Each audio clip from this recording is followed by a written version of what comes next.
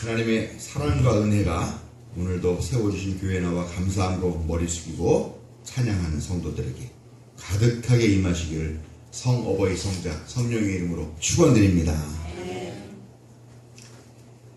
예, 양 집사님 오늘 먼 길 오시느라고 좀 늦으셨는데 다음 주부터 드시면 안 돼요. 성찬이 연인이시기 때문에. 네, 반갑습니다. 오늘 이렇게 또 매 주일마다 열리는 예배입니다만 한번 여쭤보는 것으로 오늘 말씀을 시작할까 합니다. 오늘 여러분들이 오늘 예배에 참여하기 위해서 어떤 준비를 하고 오셨습니까? 오늘 예배 드리기 위해서 특별하게 무슨 준비하신 게 있으신 분? 늦지 않으려고. 네. 기쁜 마음. 네, 우리 교회에서 제일 가까운 곳에 사시는 기쁜 마음으로. 기쁜 마음 준비. 네, 맞습니다. 저는 주일 준비를 하는 걸 꼭 아침에 일찍 일어나서 목욕 재개를 하는 것으로 주일을 준비합니다만 오늘은 못했습니다. 오늘은 못했어요. 어제 목욕을 했던 관계로 샤워를 했던 관계로 그쵸. 뭐 우리 교회 이렇게 특별히 주일이라고 정장을 차려입고 오시는 분은 없죠. 우리는 다 뭐 편안하게 우리 아버지 어머니 만나러 가는 기분으로 교회 가자. 그런 또 정신을 갖고 있는 교회이다 보니까 가장 또 편안하고 이렇게 또 서로 섬길 수 있는 그런 편안한 복장을 오시죠. 다른 교회는 뭐 하나님께 가는데 최고의 예복을 준비하고 뭐 비싼 건 아니더라도 정성껏 준비해라 뭐 이제 이런 교회 교육을 많이 하는 것 같은데 그런 교회는 아마 전날 뭐 와이셔츠도 잘 데리고 하는 그런 준비를 하지 않을까 생각을 합니다. 아무튼 오늘 보니까 특별한 준비를 하고 오신 분이 없는 것 같습니다. 네, 화장 안 하셔도 되니까 다음 주부터 늦지 않게 오셔야 됩니다. 네. 근데 그 화장은 뭐 교회만 올 때 하는 게 아니라 뭐 맨날 가게집 갈 때도 하고 나가시는 것 같은데. 그렇죠. 하나님은 어디에나 계시니까. 제가 은혜롭게 받겠습니다. 그 말씀. 성소에는 하나님 앞에 나와서 영광을 돌리고 또 우리의 마음속에 갖고 있는 소원 바라는 바를 이렇게 말씀을 드리고 그리고 또 우리가 살아가면서 지은 그런 모든 죄에 대해서 용서를 구하는 그런 종교적 행위를 나타내는 게 성경에는 두 가지가 나오죠. 하나는 뭐냐면은 제사, 또 하나는 예배 이렇게 나옵니다. 제사는 아시다시피 유대교의 종교 행사죠. 하나님께 뭔가 특별하게 바라는 게 있을 때, 또 뭔가 죄를 지은 것을 좀 용서받고 싶을 때, 이럴 때에 제사를 지냈는데 그 제사로 제물을 가져가서 그것을 바치는 방식으로 드리게 되었죠. 예배는 유대교에서 이제 나중에 제사 행위가 쇠퇴하게 되죠. 뭐 제사라는 게 성전에서 일어나는 행위였는데 성전이 망하게 되고 무너지게 되고 없어지게 되고 하면서 회당 중심으로 가고 또 교회 중심으로 가게 되죠. 그렇게 되면서 제사를 대신한 행위가 예배죠. 우리 기독교에서 하는 종교 행사라고 생각하면 되겠죠. 오늘 말씀과 조금 상관은 없을 수도 있겠습니다만 예배에 있어서 가장 중요한 원칙이라고 생각하는 게 여러분들은 뭐라고 보십니까? 예배에 있어서 가장 중요한 원칙, 절대 포기하면 안 되는 원칙이 있다. 그럼 여러분들은 뭐라고 생각하세요? 우리 교회 똘똘이 스머프 장모님 뭐라고 생각하세요? 네? 네, 갑자기 이렇게 생각이 안 나십니다. 시간을 잘 지키는 것? 네, 그것도 참 중요하죠. 또 우리 교회는 목사부터 매번 한 5분에서 10분 늦게 예배를 시작하는 것 같아가지고. 헌금. 아멘입니다. 네, 목사의 입장에서는 가장 중요한 요소이기도 합니다만, 따라가는 거. 네, 따라가는 거예요? 헌금. 헌금은 뭐, 네, 예배는 또 그렇죠. 또 다른 우리 토마토 학교 친구들은 교회를 원래 다니나요? 네, 그럼 우리 조윤기 간사님 예배에 있어서 가장 중요한 원칙이 뭐라고 생각해요? 잘 모르겠는 거예요. 기도. 예, 기도도 아주 중요하죠. 왜냐면은 하나님과의 소통의 수단이니까 기도도 가장 중요한데 첫째는 아닌 것 같아요. 성도가 말씀. 교제. 말씀. 그러면 말씀이 제일 중요한데 목사가 그날 말씀을 죽쓰면 그날 그 예배는 그냥 아멘. 뭐 말짱 꽝이고 황이네요. 그래도 아멘. 그래도 아멘. 그럼 무조건 아멘하는 마음이 더 중요한가요? 뭘까요? 예배에서 가장 중요한 건 교제. 교제. 네. 뭐 끝나고 제가 생각하는 정답이 나왔습니다. 되게 박수. 예. 끝나고 나서 하는 거잖아. 제가 생각할 때 예배에서 가장 중요한 원칙 중 하나는 공동체성이라고 생각합니다. 공동체성. 왜 공동체성이냐? 함께 만나서 얼굴 보고 같이 예배하고 같은 공간에서 그런 신심을 나누고 또 서로의 안부를 묻고 또 지난 한 주 동안 하나님의 은혜에 대해서 같이 나누는 그 공동체성이 없다면 그건 예배가 아니다. 저는 그렇게 단언합니다. 요즘 보면은 교회가 워낙 제 역할을 못하고 그러니까 교회 꼴보기 싫어가지고 교회 떠나가지고 그런데 또 마음으로 하나님을 믿어요. 근데 예배는 드려야 되고 교회를 가기 싫어야 되고 어떻게 하고 사람들이 주일 아침에 텔레비전 틀어놓고 대형교회에서 예배 드리는 그걸 보면서 같이 찬송을 따라 부르면서 이렇게 합니다. 그건 예배일까요? 아닐까요? 아니에요. 신교가 없었어요. 저는 아니라고 얘기합니다. 예, 공동체성이 없습니다. 근데 걱정이에요. 이것들이 바뀌어야 될지. 왜냐하면 점점 더 가족이 핵가족화되고, 예, 또 1인 가구가 늘어나고, 또 어떤 인간과 인간 사이의 이 교류가 점점 더 어려워지는 그런 시대가 되고 있잖아요.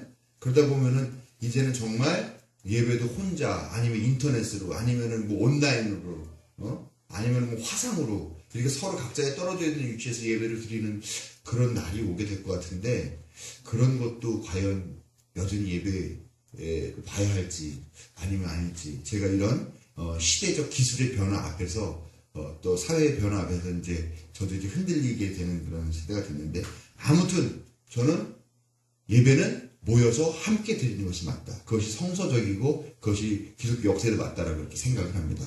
네, 지나간 얘기가 좀 길었습니다. 아무튼 이 제사와 예배에서 또 가장 핵심적인 순서를 뽑는다라고 하면 아까 말씀하신 대로 기도라는 거죠. 기도라는 게 제가 뭐 보통 교회가 예배에서 중요한 게 말씀과 예전이 뭐 성만찬이라든가 뭐 세례라든가 이런 거를 보통 뽑는데 말씀이라는 거는 결국은 뭐 목회자가 어떻게 설교자가 어떻게 준비하느냐에 달려 있는 거니까 그건 그렇게 큰 요소는 아니죠. 그리고 어떻게 보면 일방적이잖아요. 이렇게 말씀이 선포되는 거죠. 그런데 예배는 말했듯이 공동체성이라는 건 왜 공동체는 중요해요? 서로 이렇게 소통하고 교류하려고 하기 때문에 중요한 거잖아요. 근데 우리 교우와 교우들 간의 소통도 중요하지만 누구와 소통이 또 필요한가? 하나님과의, 예, 우리 좋은 만남 기회가 하나님과의 이웃과의 좋은 만남. 이런 소통이 있어야 된다는 거. 참 교회 이름도 잘 졌고 슬로건도 잘 지은 것 같아요. 누가 지었는지. 네, 아무튼 예배에서 가장 핵심적인 순서는 기도라는 거죠. 하나님과의 소통 때문에. 그렇기 때문에 오늘 본문에서 사용되는 이 기도라고 하는 말은 어떻게 보면은 예배 또 제사와 비슷한 개념, 가장 핵심적인 개념으로서 예배와 제사와 비슷한 동일한 개념이다 이렇게 생각을 하시고 오늘 말씀을 들으시면 되겠습니다. 이 말씀 직전에 있는 말씀 뭐냐면은 좀 시간이 지났겠지만 어떤 말씀이었냐면은 예수님께서 갑자기 뭐 이 산더러 번쩍 들려서 바다에 들어가라 믿는 마음 갖고 그렇게 하면 다 된다 이런 말씀을 하시고 난 이후에 마지막으로 하시는 말씀이다라는 겁니다. 기도해라, 믿어라, 믿고 의심하지 않고 기도하면 네가 원하는 그것이 무엇이든 다 그대로 이루어질 것이다 라고 그렇게 예수님이 약속을 해주셨습니다. 제가 지난주에 설교한 거 기억나죠? 우공이산, 우공이 산 옮겼다 하는 그런 얘기를 했는데 아무튼 그런 믿음만 있으면 다 될 거다라고 하는 정말 믿어지지 않는 황당한 그런 말씀을 해주셔요. 그런데 그 말씀 끝에 맨 마지막으로 뭐라고 말씀하시냐 하면 바로 오늘 말씀입니다. 서서 기도할 때 어떤 사람과 서로 등진 일이 있으면 용서해라. 그래야 하늘 아버지도 너희 잘못을 용서해 줄 것이다. 즉 이 기도 예배의 틀에서 큰 틀에서 보는 겁니다.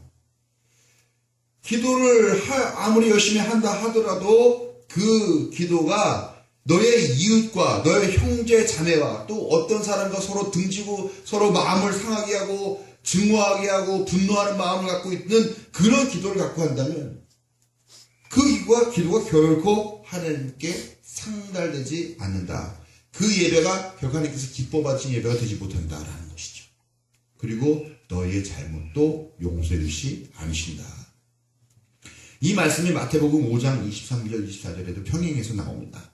거기 뭐라고 나오느냐. 그러므로 내가 제단에 제물을 드리려고 하다가 내 형제나 자매가 내게 어떤 원한을 품고 있다는 생각이 나거든. 너는 그 제물을 제단 앞에 놓아두고 먼저 가서 내 형제나 자매와 화해하여라. 그런 다음에 돌아와서 제물을 드려라 라고 얘기합니다.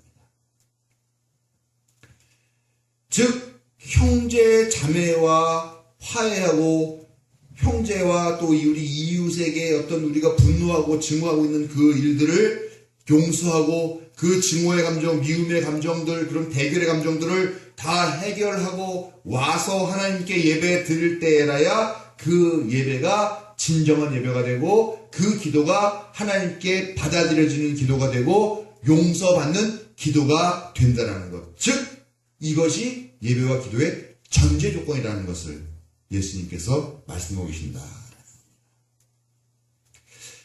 여러분, 우리가 예배와 제사를 하나님께 드린다라고 이야기를 하잖아요. 하나님을 기쁘게 해드려야 된다. 예배는 하나님을 기쁘게 해드리는 게 최우선의 목적이다. 그런 얘기들 많이 합니다. 그럼 하나님께 어떻게 해드려야 그게 하나님께서 기뻐하시는 걸까? 우리가 신이라는 존재를 우리가 하나님이라고 부르고 우리와 비슷한 형상의 어떤 그런 의인화를 해서 하나님을 믿고 있습니다만, 그러나 사실 하나님 우리와 똑같이 돈이 필요하신 분이 아니잖아요.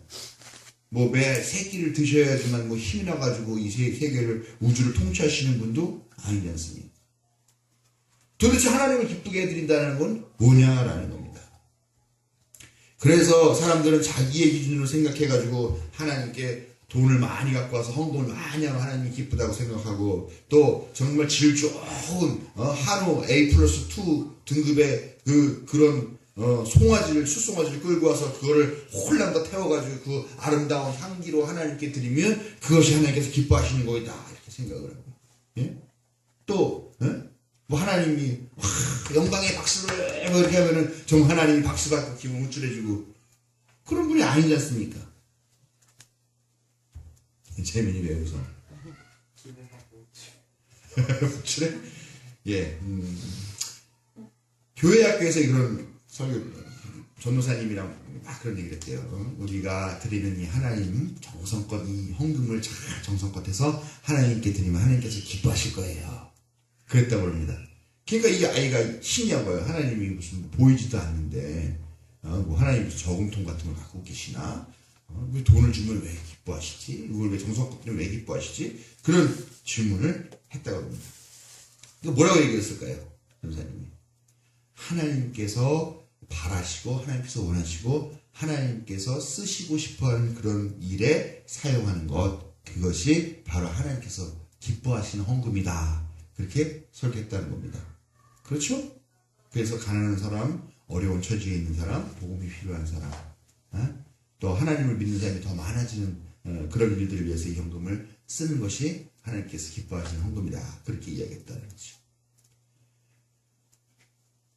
어떤 값비싼 재물을 어떤 방식으로 얼마나 위험 있는 누가 드릴 것인가 하는 것에 따라서 하나님께서 기뻐하시는 예배, 기뻐하시는 재물, 기뻐하시는 예물이 되는 것이 아니라 사람과 사람 사이의 관계가 회복되고 화해되는 그런 일이 일어나는 것이 하나님께서 기뻐하신 예배다라는 것입니다.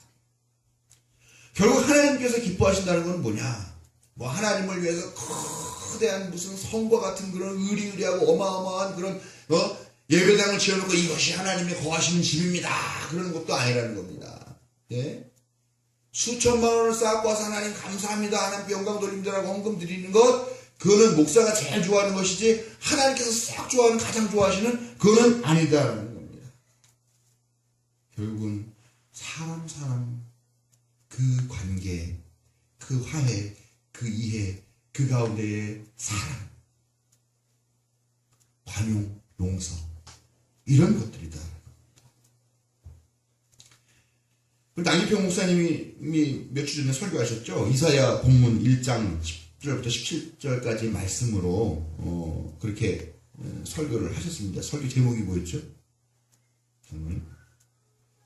기억이 안 나시죠? 예. 이사하시느라고 정신을 조금 놓고 오셔가지고 전과 같은 총명함이 없으신데 이해를 바랍니다. 그 내용이 뭐냐면요, 그 하나님이 말씀하신 내용이에요. 숫 양의 번제물을 어마어마하게 드리고 살진 짐승의 기름기를 어마어마하게 나에게 바치고 수송아지와 어린 양 또 숫 염소의 피를 너희들이 어마어마하게 몇백 마리 몇천 마리를 이렇게 잡아서 성대한 종교 행사를 하고 있지만 나는 니들의 그 제사가 싫다, 지겹다, 짜증난다, 집어치워라. 나는 그 제물로 전혀 기쁘지 않다 라고 하시는 말씀이에요. 아니, 하나님이 배가 부르신가? 그런데 실은 이유를 뭐라고 말씀하시냐면요, 옳지 않은 일들을 하고 있고 정의를 외면하고 억압받는 사람을 도와주지 않고 과부와 고아의 송사를 들어주지도 않으면서 니들이 이런 제물만 잔뜩 갖고 와서 드린다는 게 무슨 필요가 있냐? 오히려 역겹다라고 말씀하신다는 겁니다. 하나님을 기쁘게 해드리는 것, 무슨 비싼 제물, 그럴듯한 종교적인 어떤 그런 의미를 담은 그런 형식과 순서, 그리고 아주 권위 있는 그런 종교인, 그런 걸 통해서 바치는 어떤 것들이 아니라 사람과 사람 사이에 있는 불화와 불평, 대결과 적대를 화해하는 것, 용서하는 것, 그리고 용서를 받는 것이야말로 하나님께서 기뻐하시는 예배인 줄로 믿으시기 바랍니다. 성서는 지속적으로 순종이 제사보다 낫다라고 이야기합니다. 그럼에도 불구하고 유대인들은 이 사실을 깨닫지를 못했어요. 사람을 사랑하고 사람 사이의 관계를 회복하는 것이 더 중요한 하나님께서 기뻐하시는 그런 제사보다 나은 것이라는 사실을 깨닫지 못하고 그저 비싼 재물, 좋은 재물, 그런 것만 잘 드리면 되는 것이라고 착각하여 가지고 그런 종교 행사에만 열심을 했죠. 그러나 자기 동족들에게는 어떻게 했습니까? 자기 동족들을 착취했어요. 네? 엄청난 고리대금으로 돈을 빌려줬어요. 그런 고리대금을 갚지 못하자 땅을 뺐습니다. 그 성서 이사야서 뭐라고 나오냐? 땅에 땅을 계속 연하여 붙이면서 땅을 축적하고 집에 집을 계속 옆집 사고 사는 게 아니죠. 고리대금으로 사실은 빼앗는 거죠. 그렇게 하면서 부에 축적을 한다. 역겹다. 너희들에게 화가 있을 것이다. 그렇게 말씀하시더라고요. 아무리 비싸고 아무리 좋은 재물을 많이 드리면 뭐합니까? 자기 동족에게 이런 악행을 저질렀는데 결국은 망조가 들었죠. 하나님의 보호를 받지 못합니다. 결국은 외국에 침략을 받고 나라가 망하고 또 낯선 땅으로 포로로 끌려가게 되더라는 것입니다. 목사 부부는 부부싸움을 할까요? 안 할까요? 많이 해요. 아이 장모님 오늘 좀 많이 나가시네. 그렇다고 뭘 또 많이 합니까? 네? 남들 하는 만큼 하겠죠. 목사님 많이 해요. 아유, 무슨 말씀이에요. 저는 좋은 교인들이랑 같이 신앙생활해서 성품이 좋아져서 별로 부부싸움을 많이 하진 않습니다만 목사도 부부싸움을 합니다. 근데 목사가 무슨 요일날 부부싸움을 가장 많이 하게 될까요? 주일날. 주일날이요? 아유, 주일날은 예배만 끝나면 너무너무 행복해요. 교인들 다 가고 나면은 목사님은 여기가 수요일날. 천국이구나. 수요일이요? 토요일? 수요일에 왜? 사모님이 놀러 가자고. 그럼 뭐 싸울 거리가 아니죠. 그냥 좀 귀찮은 거죠. 네. 그건 안 해요. 또 제가 무슨 요일에 많이 싸울까요? 싸움 안 해. 토요일? 토요일에 제일 많이 싸울 일이 생기더라고요. 아무래도 주일 준비하면서 신경도 좀 예민해지고 하나님이 영감을 주셔야 설교를 준비하는데 영감도 안 주고 막 어떡하지 하는데 그냥 뭐라고 조금 어긋난다는 소리가 나오면 바로 나가더라고요. 그러면 주일날 어떻게 합니까? 네? 주일날 오후 저녁에 마누라랑 그냥 한번 하고 나와가지고 그냥 씩씩거리는 그런 마음을 가지고 설교를 딱 하러 올라오면 설교가 안 되죠.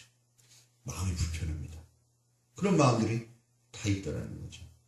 그래서 절대 약속을 했어요. 우리가 아무리 기분 나빠도 토요일 저녁은 우리가 얼굴을 보지 말고 각방을 쓰자. 얼굴 보면 싸우니까 될 수 있으면 마주치지 말자라든가. 아니면 화가 나 있어도 참자. 그리고 특히 여보 당신도 아마 뭐 주일날 점심 준비하고 막 이런 거 하려면은 당신도 신경 쓰겠지만 그래도 토요일 저녁 오후만큼은 내가 혹시나 당신에게 좀 가혹한 말을 하더라도 당신이 참아주면 내가 주일날 좀 설교를 잘할 것 같은데 그러면 예배에 지난 다음에 내가 당신에게 꼭 참여를 할게. 이런 부탁을 해서 다행히 요즘은 토요일날 이렇게 부딪힌 일이 없고 제가 여기 강단에 올라서 설교할 때 마음에 큰 부담이나 마지못해서 하는 그런 마음이 별로 없이 은혜로운 설교를 전하고 있습니다. 아멘. 예, 아멘. 은혜로운 설교라는 부분이 아멘이죠? 네. 그래요. 설교하는 저도 이게 뭔가 아내와 혹은 가족들과 불편한 마음이 있으면 와서 설교하는 게 너무너무 힘들더라는 거죠. 여러분들도 아마 그러실 것 같아요. 그런데 그렇지 못한 경우가 너무나 많이 있죠. 미움, 증오, 분노, 대결 이런 마음들 그대로 가지고 앉아가지고 여기 와서 하나님 내가 한 주간 하나님께 지은 죄를 용서해 주시기 바랍니다 하는 그런 기도를 아무 거리낌도 없이 와서 하는 경우가 얼마나 많은지 모릅니다. 어떤 시골교회에 한 집사님이 계셨는데 한 집사님입니다. 한 집사님. 예. 같이 친하게 지내던 교인이 있었어요. 김 집사님이 있어요. 이 김 집사님이 중풍에 걸려가지고 쓰러지게 됐죠. 옛날에 친하게 지냈었으니까 꼭 주일날 혼자 예배를 드리고 가면은 교회 주보를 갖다가 집에 가는 길에 그 김 집사님 집에 들려서 주보를 주면서 그날 괜찮아 이렇게 얘기를 하죠. 근데 이 김 집사님이 하는 말이 나는 교회에 가서 함께 예배 드리는 게 소원이야 이렇게 얘기를 하죠. 그때부터 이 한 집사님이 마음에 부담을 갖게 되면서 교회에서 기도를 해요. 하나님 만약에 저에게 휠체어를 한 대 주시면 제가 이제부터 꼬박꼬박 김 집사를 모시고 교회의 예배 모든 예배에 참석하겠습니다. 이렇게 기도를 하죠. 그 기도의 소원을 하나님이 들어주셨을까요? 네. 하나님이 안 들어주시고 목사님과 장로님이 들어주셨어요. 그 기도를 듣고 그 마음의 소원을 알고 교회에서 예산으로 휠체어를 사줬습니다. 그때부터 이 한 집사님은 비가 오나 눈이 오나 이 김 집사님은 휠체어에 앉히고 그 시골길 울퉁불퉁한 자갈길, 진흙탕길 그 길을 마다하지 않고 모든 예배 때마다 김 집사님 모시고 교회에 오게 됩니다. 얼마나 기뻤을까요? 그 휠체어를 끌고 가면서. 근데 그 기쁨만 며칠 갔을까요? 처음에는 기분 좋게 정말 기분 좋게 칭찬받으면서 그렇게 했지만 세월이 흐르면 흐를수록 기쁨의 감정보다는 부담스럽고 힘들다라는 마음이 생기죠. 사람이라면 다 생길 겁니다. 예? 그리고 처음에는 감격해서 한 집사님 너무너무 고마워. 예? 그 잘 움직이지 않는 입으로 억지로 그 말을 해주는 그 말을 듣고 가슴 뭉클했겠습니다만 근데 이게 한국 속담에 그런 게 있잖아요. 호의가 자주 되면 둘리가 된다. 예, 이게 뭐 어른들이 알아듣는 말로 하면은 호의가 계속되면 당연하게 생각한다. 뭐 이렇게 그 뭐 그렇게 하는 마음들도 점점 이제 시들게 되고 그러니까 이게 교회 가는 휠체어 밀고 가는 길이 가시밭길 같이 느껴지게 되더라. 그러다 보니까 이 한 집사님 마음에 기쁨도 없어질 뿐만 아니라 이 김 집사에 대한 미움과 증오가 생기게 되죠. 아유, 이 사람 이제 그만 알고 죽어버렸으면 좋겠다. 몸 아픈 사람이 뭘 예배를 드리겠다고 나까지 핑계를 피우려니. 그런 생각이 마음에 차곡차곡 쌓이게 되죠. 근데 그 사정을 모르는, 그 속마음을 모르는 사람들, 교우들이 그 한집사님 볼 때마다 뭐라 할까요? 한집사는 천사야, 천사. 천사가 따로 없어. 그런 마음의 부담감, 그런 김집사에 대한 미움을 갖고 오던 어느 날 팍 깨달은 겁니다. 예배당 앞에 왔어요. 이걸 밀고 들어가야 되는데 들어가지 못하겠어요. 사람들은 이 한집사한테 천사라고 칭찬하고 있지만 그 마음속에는 미움과 증오가 켜켜이 쌓여있는 그것을 본 것이죠. 들어가지 못하고 한참을 망설이다가 결국은 예배당 앞에서 무릎을 꿇고 기도합니다. 하나님, 저를 용서하여 주십시오. 하나님이 그 마음을 용서해 주셨을까요? 안 용서해 주셨을까요? 그 예배는 어떤 예배였을까요? 참 쓸데없는 질문한다, 그치? 네. 예를 들어서 요즘 북한 참 국제적으로 뜨거운 감자죠. 네? 근데 북한을 제일 미워하는 집단이 누굴까요? 제일 미워하는 집단이 월남한 집단. 근데 월남한 집단들의 대다수가 또 교회를 다니는 사람들이에요.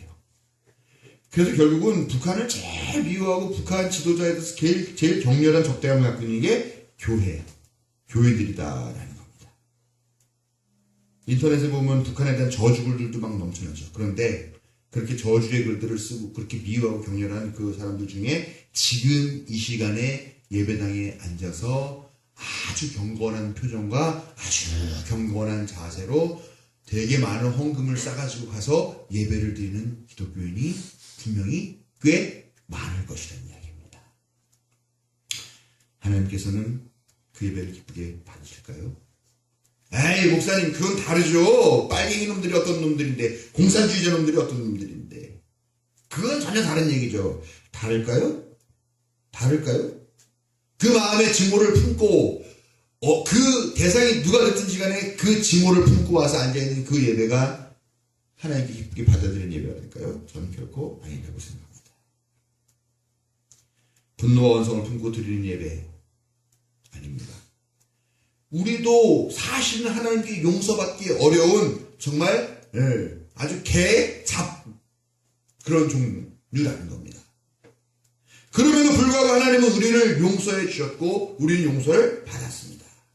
그런데 우리가 이 예배에 나와서 하나님 지난 한 주간 동안 지은 우리의 죄를 용서해 주시라는 이런 기도를 드리는 이 예배당에서 우리가 남을 용서하지 못하면서 그런 기도를 드린다는 것은 말도 안 되는 거죠. 우리 이따가 성찬식 하면서 주기도문 하게 될 텐데 주기도문은 우리가 우리에게 죄 지은 사람을 용서해 주신 것 같이 우리의 죄를 용서하여 주십시오 라는 기도를 아주 달달달 주문 외우듯이 그렇게 하고 있는 것입니다. 여러분, 우리가 우리 이웃에게 분노하고 또 서운하고 섭섭하고 짜증나고 원성을 품고 원한을 품고 그런 일이 있을 수 있습니다만 우리가 온전한 예배를 드리기 원한다면 그 모든 것들을 다 내려놓고 용서하고 용서가 안 되면 용서할 수 있게 해달라고 기도하는 그런 예배로 이 예배를 완전한 예배가 되게 하시기를 주님의 이름으로 부탁드립니다. 오늘 이 예배를 통하여서 우리의 삶의 자세를 바꾸고 우리의 삶의 실천을 시작하게 될 사랑하는 교우 여러분들 위에 하나님의 크신 은혜와 또 용기, 인도하심이 함께 하시기를 축원드립니다. 아멘.